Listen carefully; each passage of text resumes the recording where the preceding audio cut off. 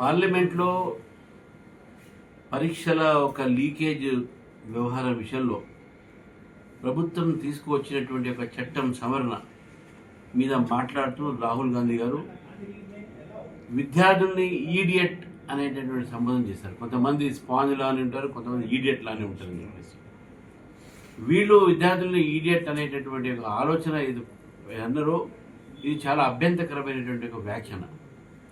విద్యార్థులు ఈ దేశ భవిష్యత్తు, వాళ్ళని ఈడియట్ అంటే అది ఎవరైనా కానీ మీ భావాల సంబంధం కావచ్చు, ఇంకేదైనా భావాల సంబంధం కావచ్చు, సరే విద్యార్థుల్ని ఈడియట్ అనడం ఏది ఉందో దేశ భవిష్యత్తుని ఈరోజు వారు మొత్తం అవమానపరిచినట్టు.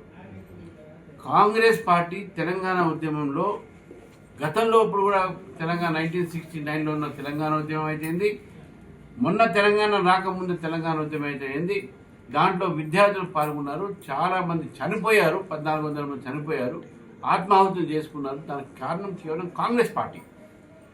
చనిపోయిన వారు ఇద్దరు కూడా ఈరోజు యువకులు, విద్యార్థులు మాత్రమే. శ్రీకాంతాచార్య దగ్గర నుంచి ఎవరైనా సరే అటువంటి ఒక విద్యార్థులను కూడా అవమానపరిచేటటువంటి రీతిలో ఈరోజు కాంగ్రెస్ పార్టీ ప్రవర్తిస్తూ ఉన్నది.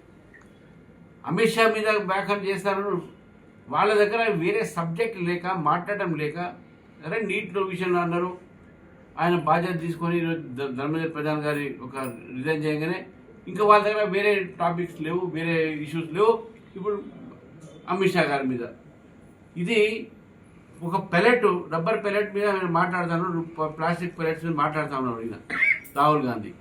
నువ్వు రేవంత్ రెడ్డి నీ అడుగును ఈరోజు మీ కాంగ్రెస్ ప్రభుత్వం ఉన్నప్పుడు 2014 ముందు తెలంగాణలో ఎంతమంది విద్యార్థుల్ని మీ ప్రభుత్వం చంపింది? కాంగ్రెస్ పార్టీ చంపింది.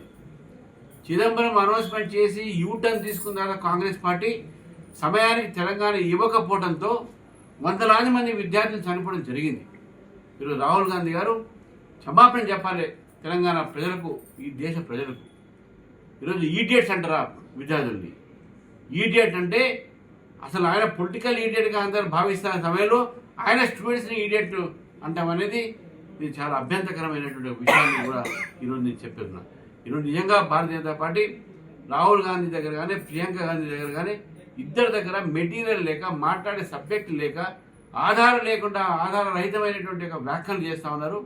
ఆమె టెర్రరిస్ట్ అంటది, టెర్రరిస్ట్ అని అడుగుతుంది. మళ్ళీ ఈ విద్యార్థులు టెర్రరిస్ట్లా?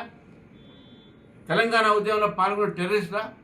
కాంగ్రెస్ ప్రభుత్వం కదా అప్పుడు ఉన్నది, కాంగ్రెస్ ప్రభుత్వం కదా అప్పుడు కాల్పులు జరిగింది, కాంగ్రెస్ ప్రభుత్వం కదా వాళ్ళు చేపట్టే విద్యార్థులు చనిపోయారు. మరి విద్యార్థుల గురించి, యువత గురించి మీరు మాట్లాడే మీకు ఎక్కడుంది అధికారం? మీకు అది అధికారం లేదు. అసలు ఆర్ఎస్ఎస్ నడుపుతుంది విద్యాసంస్థ, మిమ్మల్ని ఇటలీ నడుపుతుందా కాంగ్రెస్ పార్టీని?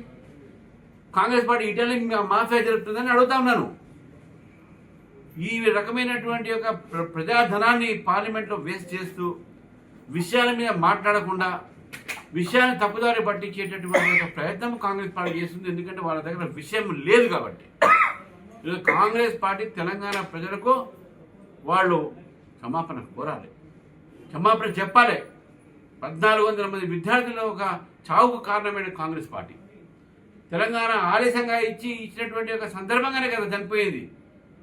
దానికి క్షమాపణ చెప్పాలి. విద్యార్థులు ఈడియట్గా చెప్పిన క్షమాపణ చెప్పాలి. విద్యార్థుల భవిష్యత్తుని ఈరోజు అంధకారంలో పెట్టినందుకు రాహుల్ గాంధీ చెప్పాలి. ప్రియాంక గాంధీ కూడా ఇక్కడ యూత్ డిక్లరేషన్ చేసింది. ఆ యూత్ డిక్లరేషన్ కూడా ఒక్క డిక్లరేషన్ కూడా సరిగా ఈరోజు అమలు పరిచే ప్రియాంక గాంధీ గారు కూడా తెలంగాణ యువతకు ఈరోజు క్షమాపణ చెప్పాల్సిందిగా ఈరోజు భారతీయ జనతా పార్టీ